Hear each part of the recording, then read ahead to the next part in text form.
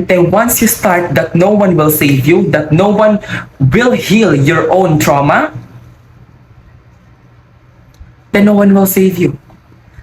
Again, no one will save you. One thing is you are just lazy. You are just sobrang, parang gusto mo ng easy life pero ayaw mo mag-work. Meron ba ganun? Walang ganun, te. I came from a very poor, humble family. Yung tipong kinakabahan ka kasi baka mamaya wala na kayong kuryente, baka mamaya maputulan na kayo ng tubig. Around 7 to around 18 years old pa lang ako, te. Kahit mga internet like wifi, wala kaming ganyan kasi it's just sobrang hirap talaga ng buhay noon. And there's an airplane, no? Ang ganda. But anyways, I do believe that God bless yung mga black sheep ng family. Yung mga bagay-bagay pala na pinagdadaanan ko before, lalong-lalo na financially, that's my biggest childhood trauma talaga is financial trauma. Ako pa nung grade 5 ako, nagtitinda ako ng chocoballs, nagtitinda ako ng, yun naman yung mga frutos na candies, yung mga Cool M na candies, mga Chocoloco na candies, ganyan, nagtitinda ako. Binibili ko pa doon around sa Soccer and Town na yung isang pack is 23 pesos and meron yung 50 pieces na candies and nakaka-profit ako ng half, like 25 pesos, gano'n. And akalahin mo like 7 years old pa lang is nagtitinda na. Sobrang namuang talaga ako sa senaryo na I need to survive, that I need to sustain my life, na hindi ko kailangan iasa sa pamilya ko lahat ng mga bagay-bagay na gusto ko, especially sa studies ko kasi wala rin naman kaming masyadong malaking funds. Wala man, but it is not enough. Kasi sa dami namin na magkakapatid, like 6 kami magkakapatid, parang ang hirap talaga buhay ng bawat isa, lalo kapag nag-aaral lahat. It's just, you can't rely on just one source of income. Alala ko pa talaga, ito yung pinaka-most unforgettable thing. Yung papa ko kasi is middleman ng mga baka, ng mga beef, ganyan. Siya yung parang nagtra-transact between the buyer and the seller. Isang nakatransact yung papa ko and nalugi siya, transaction na yun. And yung baka na yun is kailangan ng katayin, like kailangan ng ibenta na tingi-tingi, hindi ina retail na pagbebenta. During that time, yung papa ko doon is nagkakasakit na. And the best thing I can do is to sell yung baka na kinatay. And as in, like around 8 years old or 9 years old pa lang ako, is nagtitinda na ako sa palengke. I just feel like, nung bata pa lang ako, I know that na-enjoy ko naman yung pagiging childhood ko. Na-enjoy ko naman. I have so much fun. I had so much fun. Masaya rin naman ako, but parang yung childhood years ko, is mas lalong nakafocus sa kung paano mag-earn ng money to survive. Kasi parang nasa environment ako where hindi gaano normal yung may mga high status na tao, yung may mga kaya sa buhay.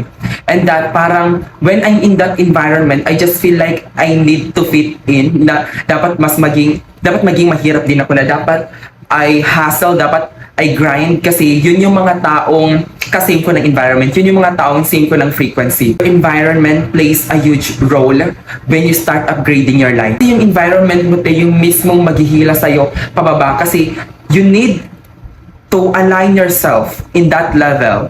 Hindi kailangan na mas umangat ka, hindi kailangan na mas mas nakakaluwag-luwag ka sa buhay. Kasi yung mga taong nasa paligid mo, yung mga family members mo, yung mga friends mo, is hindi kayo the same ng vision sa life. That's okay. I don't want you to ditch those people kasi they are good people naman and you have those bonds from them. But what I'm trying to say, is if you really want to change your life, you really need to align yourself from those people na kailangan mong paligiran yung sarili mo ng mga taong alam mong same sa dream goals mo. Like for example, you want to be rich, so kailangan ka mag-seek ng help, kailangan mo yung maging friends kang rich, not because you have a personal interest, but it's because the frequency, the energy you exchange. So tayo naalala ko pa nung around grade 8 ako, nagtitinda ako ng mga RTW na, yung mga jeans na RTW, yung mga chinelas, mga sandals, mga cup, RTW, and yung ginagawa ko is,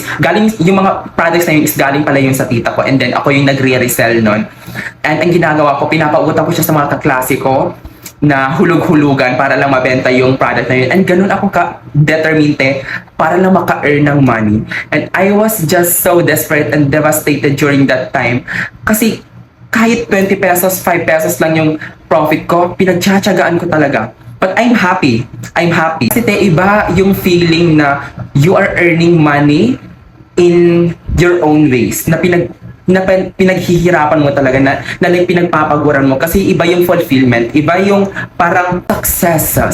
Okay, why I'm really trying to heal my inner childhood, na I don't need to just live to hustle all the time, na para lang mag-earn ng money all the time just to survive. It's not that easy because yung mga trauma na meron ako during my childhood days, na di ba yung sinabi ko na like for example, sobrang nakakatakot na baka mamaya maputulan kayo ng kuryente, baka mamaya wala na kayong tubig, ganon. Even up until now, dala-dala ko yung mga ganong scenario sa utak ko na, kailangan bayaran ko na yung bill agad-agad. Pagkapasok pa lang ng bill, agad-agad ko nang binabayaran kasi I just feel like anytime pwede kaming maputulan. Like for example, like sa pag-grocery, parang kailangan mo talaga magtipid na dapat ganito lang, na kesyo dapat yung bigas ganito estimated, yung mga ulam dapat ganito estimated, lahat binabudget. And it is a very good thing talaga to budget, in order for me to, achieve the highest version of myself, to upgrade my life, is I really need to change my old habits. I really need to change my old lifestyle and mindset, na yung mga bagay na meron ako dati is I need to let it go. I cut it off fully para mas maging open yung opportunities na papasok sa atin. Kasi you cannot have a new life if yung mga dating habits and lifestyle mo is hindi mo kayang i-let go or i-neglect. Kasi patuloy lang yung magsistay sa present moment na meron ka. Own good, the only thing that you can rely is yourself talaga. That's a very harsh truth, but we live in this world na sobrang, capitalism, ganyan, sobrang uso. That's the nature of it. The poverty, the rich people, expenses, the bills, andyan na yun. During that time, this is one of my mindset na parang lagi kong sinisisi yung government na kesyo ganyan corruption, kesyo ganyan. Bakit para sa mga mayayaman yun yung mga pera, para sa may mga kaya lang yung may mga connection, yung power na meron sila. But you know what, I just realized na kahit gaano ka pa complain, kahit gaano ka pa hibaka sa mga ganong situation, you just can't change it because that's the nature of the world. That's the nature of how we live. That's the system. That's the matrix. And the only thing we can do is to control what we think, to control our actions, to change the position that we have as of the moment. And I know that this is so easier said than done, but when you start really changing your life, I want to leave this place. I want to take all of my trauma away. I am tired. I am tired of this position. Ayoko na maging mahirap. Ayoko na yung maputulan ng kuryente. Ayoko na maputulan ng tubig. Ayoko na walang internet. Yung tipong parang sawang-sawa ka na sa ganong situation. When you start changing your mindset na I'm done with this, I'm gonna do all the shit, I'm gonna do all the work to change my life, then your life will change. Honestly, everything is possible. And this is so cliche kasi lagi nyo na tong narinig sa ibang tao. But you know what, isipin mo na lang, yung mga rich people, yung pera na for example, gusto mong maging millionaire, yung million, yung mga billion, yung mga trillion, it already exists. What's the deal? What's the probability na hindi maging possible sa'yo? Of those people that have that opportunity, that have those privilege, they are also human. They are also people. And yes, they have advantages kasi maybe yung family nila is mayaman na dati. But that's the thing. That's the challenge to you.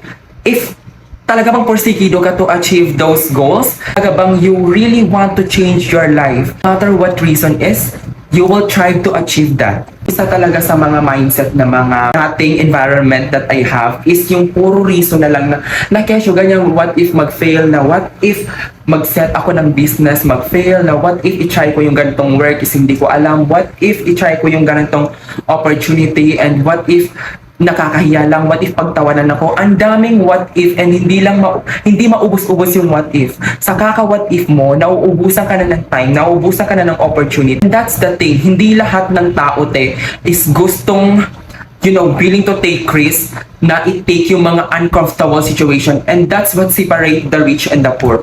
Yung mga rich people, is they just very uncomfy yung life nila, but at least they can afford the lifestyle that they want. And again, I'm not just saying about the money. Again, it is not about the money. It is about the mindset, how you think, how you perceive situation. Kasi for example, is yung situation na meron ka ngayon is sobrang hirap, yung pagkain everyday is ang hirap na i-sustain. But if you really take it as a life lesson, if you really take it as a lesson for you to take action, that's the way. That is the way. Mga reason na meron ka ngayon, that is also the reason why you are stuck, why you are not progressing, why you are not growing. Dahil yan sa pag-overthink mo, even though hindi mo pa na-try yung mga bagay-bagay. And also, I know, one thing is you are just lazy. You are just sobrang, parang gusto mo ng easy life pero ayaw mo mag-work. Meron ba ganun? Walang ganun, te. You are just bedrotting everyday na para bang gusto mo lang kain tulog lang. Anong klaseng life? Kahit yung mga mayaman nga nag-work all the time, they are busy sustaining their lifestyle. Tapos ikaw gusto mo maging mayaman, pero you are just rotting on your bed. You are just laying down, scrolling on TikTok, watching the life of other people.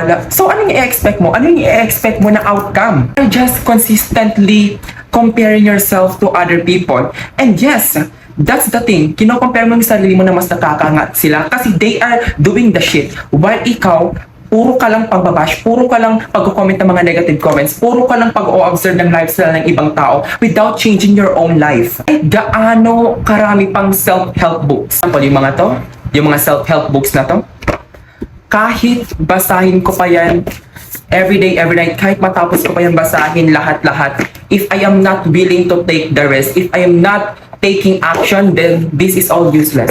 Huwag ka nang magbasa ng mga self-help books. Huwag ka nang manood ng mga podcast. And wag mo nang pakinggan itong mga advice ko, te. If you are just lazy, if you are just, wanting a good life without taking any action, wag na. Tumigil ka na, te. The worst thing about that, te, is when you are in your 90s, in your 100 years old na, ganyan, and looking back na hindi ka nag-take ng risk, and looking back na, ay, yung life ko parang ganito lang pala, ay, yung life ko pala, I am just rotting on my bed, scrolling on my social media, scrolling on my TikTok. If ilulook back mo na gano'n lang yung buhay mo, te, you just live a very regretful life, and that's the worst thing you could ever experience. No, uhaw na ako to, pero, yeah, that's the main point that I wanted to share about you, te. Healing your trauma is not easy, but you are allowed to heal those traumas. And that yung mga tao or situation na nagbigay nun sa'yo is hindi mo na yung kayang baguhin because it is in the past. Can you show me the past? No, di ba? Yung past, tapos na yun. The only thing you can do is to focus in the present on how you can heal yourself, on how you can change your position right now, on how you can change your life, on how you can meet the highest version of yourself. Change the mistake that you've done before and that you are willing to work on yourself kahit na you just feel like you are not deserving of forgiveness mismo sa sarili mo, but you are just willing to I will work on myself. I will change my life. And yung position na meron ako sa ngayon is hindi ito hadlang. Yung kahirapan na meron ako sa ngayon is hindi ito hadlang to achieve my dreams, to achieve my goals. And for example na lang, te, right now me, I don't have the lifestyle that I really wanted to achieve, but what's good thing about me is I am working on it. I am trying to really achieve that, and I am on the right path to achieve those things even though I have a very small progress. A small progress is still a progress, and every progress that you have is a step closer to the highest version of you. And yeah, that's all I wanted to say about you. And if you found this discussion helpful, please share it with someone who might need it. And I hope that you are all doing well. And yeah, mag-ingat kayo lagi, and please just chase your dreams. Just live your life to its fullest. Because no one knows na baka mamaya, baka bukas wala ka na talaga. Kasi in this life talaga sobrang unpredictable na mga pangyayari. And yeah, just keep pushing. That's all mga te, and always kayo mag-iingat. And yeah, I'll see you on the next video. Mabuhay!